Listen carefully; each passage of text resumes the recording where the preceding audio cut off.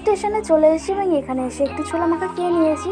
তারপর হাওড়া থেকে আমাদের গাড়ি চলে এসেছে। আমি গেছিলাম ঝাড়গ্রামের একটা রিসর্টে, ওখান থেকেই কিন্তু এই গাড়িটা পাঠিয়েছে। আর এই গাড়িতে করেই আমরা কিন্তু পুরো ঝাড়গ্রাম বাঁকুড়াটা ঘুরবো। এটা কিন্তু ওদেরই পার্সোনাল গাড়ি। আমার এটা কিন্তু 2 নাইট 1 ডে ট্যুর ছিল, যেমন প্যাকেজ নেবে তেমন কিন্তু রেট করবে। শুনেছি এই বাঁকুড়ার সব থেকে আদি মন্দির হলো দুর্গা মন্দির, এখানেই আগে যাবো। চলো যাওয়া যাক। এখন দুর্গা মন্দিরে দেখো, মন্দিরটা কি সুন্দর না, একটা অনেকটা বড় এরিয়া নিয়ে মন্দিরটা, ভালো লাগছে দেখতে।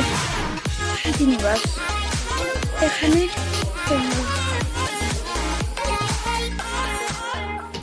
এখন বাজে ঘড়িতে 11:30। খুব খিদে পেয়ে গেছে, তাই গাড়িটা দাঁড় করিয়ে একটা রেস্টুরেন্টে নেমে খেয়ে নিয়েছিলাম ব্রেড অ্যান্ড বাটার। আর এই ব্রেকফাস্টের পেমেন্টটা কিন্তু তোমাদের নিজেদেরকে করতে হবে, ওরা কিন্তু করে না। ব্রেড অ্যান্ড বাটারের সাথে নিয়েছিলাম আমরা ডিমের মামলেটটা চলে এসেছে, চলো খেয়ে নিই, আবার বেরোনো যাবে।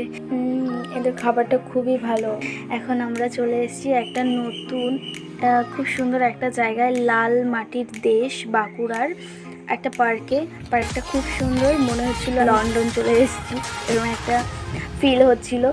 খুব সুন্দর জায়গাটা। আর হঠাৎই এই গাছটা আমার চোখে পড়লো, সব বিয়ারের বোতলগুলো ওরা ঝুলিয়ে রেখেছিল, দেখতে খুব সুন্দর লাগছিল। রাতে আরও খুব সুন্দর লাগে, এখানে লাইটিং থাকে। তারপর হঠাৎ চোখে পড়লো এই ঝিলটা।